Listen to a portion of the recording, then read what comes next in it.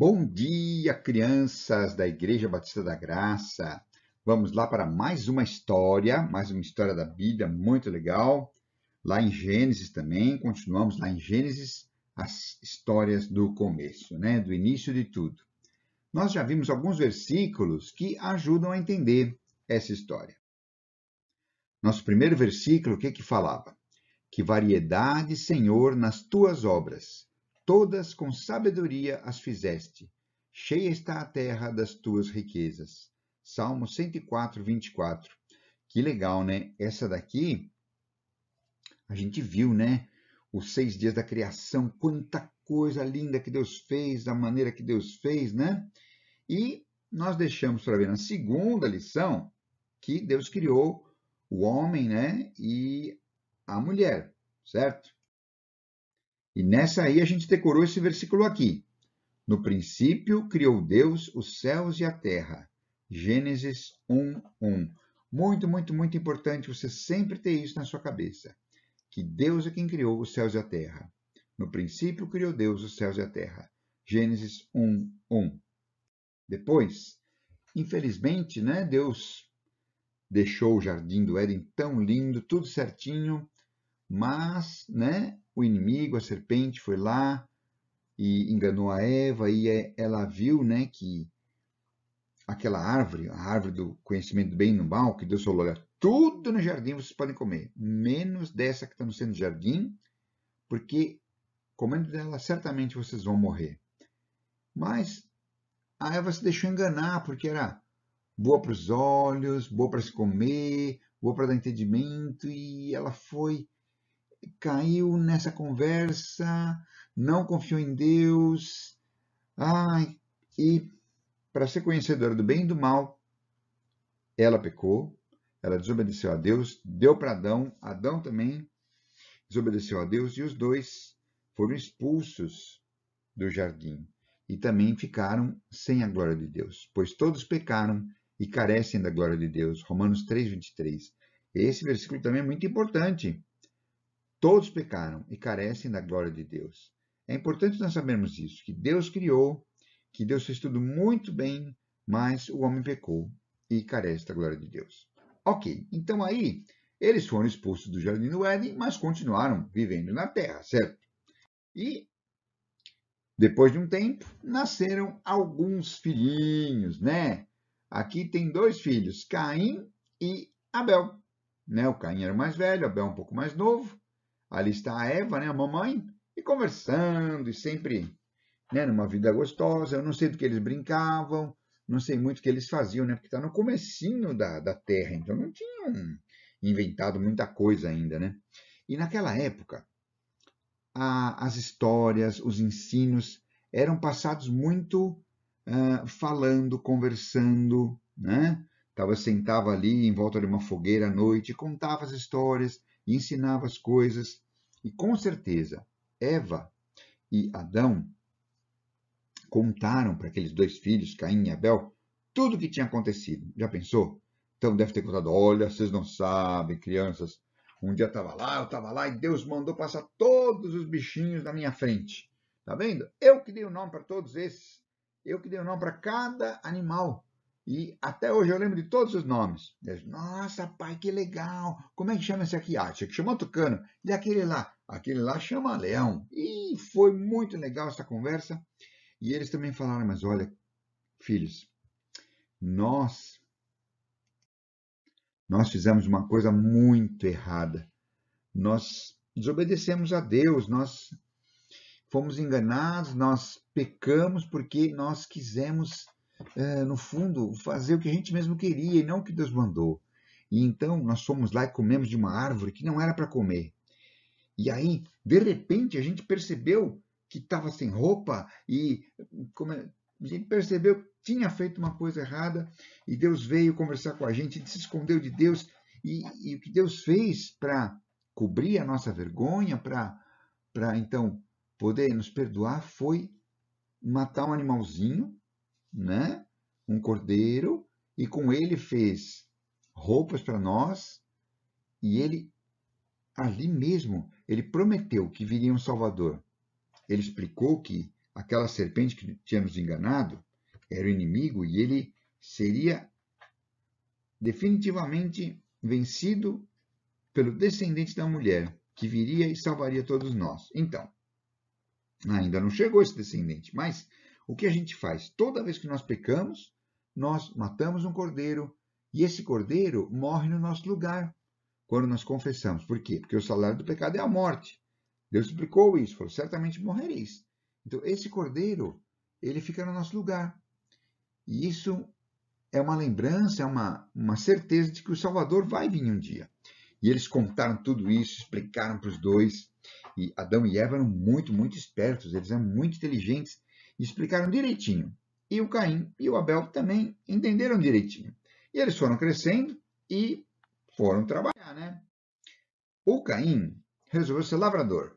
Pegou sua enxada, ele teve que inventar a enxada, né? Não existia, então ele foi inventou a enxada e começou a trabalhar na terra. Experimentou, plantar uma coisa aqui, outra ali, e foi vendo as coisas crescerem e para poder comer.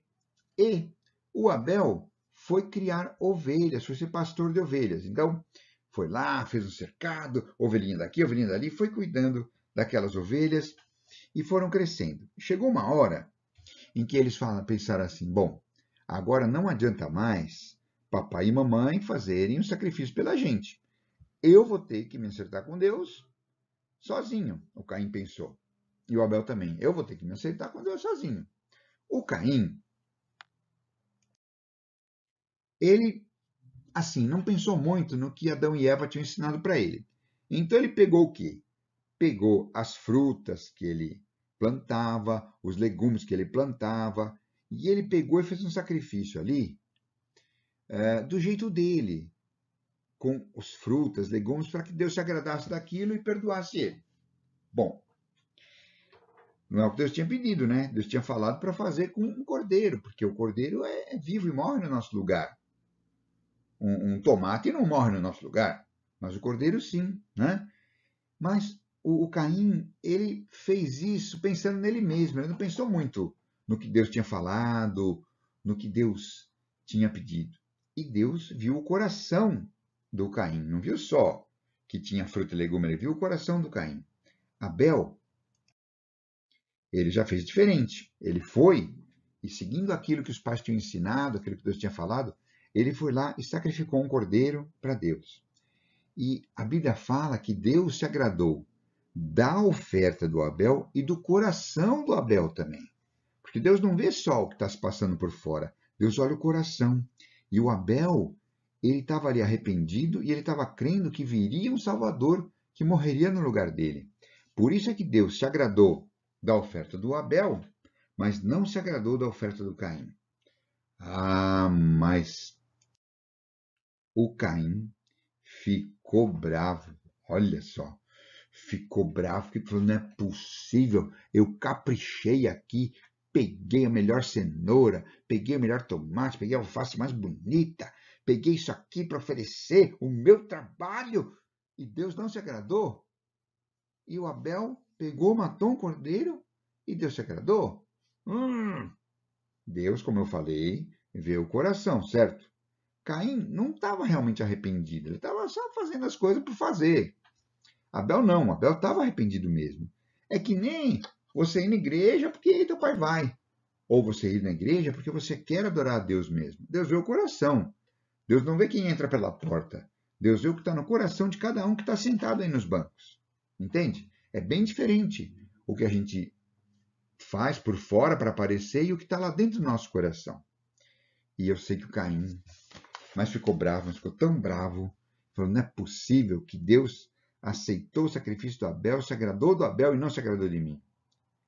Crianças, olha só, hein? Só tinha pouca gente na terra, mas o coração do Caim estava tão bravo que ele foi no campo, longe, e pimba, matou o irmão dele. A Bíblia conta o que aconteceu, né?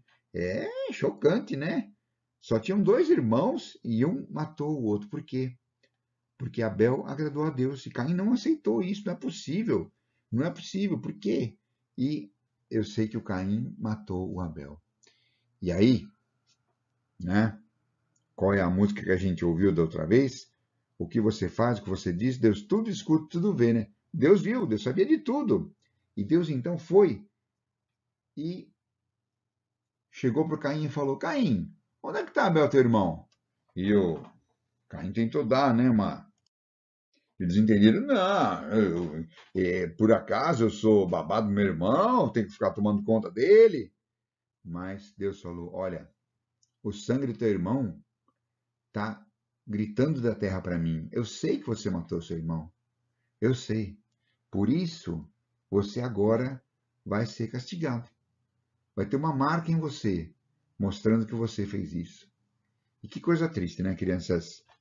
O que acontece é que o Caim não tinha no coração esse arrependimento, essa vontade de agradar a Deus. E o Abel tinha.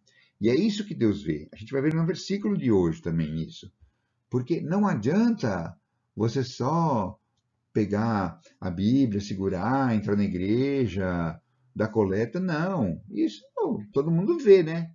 Mas e o que está no teu coração? Será que você realmente acredita em Jesus como Salvador? Você está realmente arrependido dos seus pecados? É isso que Deus vê. É isso que Deus viu no Abel e não viu no Caim. Por isso que ele aceitou o sacrifício do Abel e não aceitou o sacrifício de Caim. Que coisa, né, crianças? Essa história não acaba alegre, não. Acaba triste. Por quê? Porque Caim matou Abel. Mas Deus se agradou de Abel e do sacrifício dele. Porque ele, lá no coração dele, confiava que Deus podia perdoá-lo. Então, é isso, né? Essa é a história de hoje. Caim e Abel.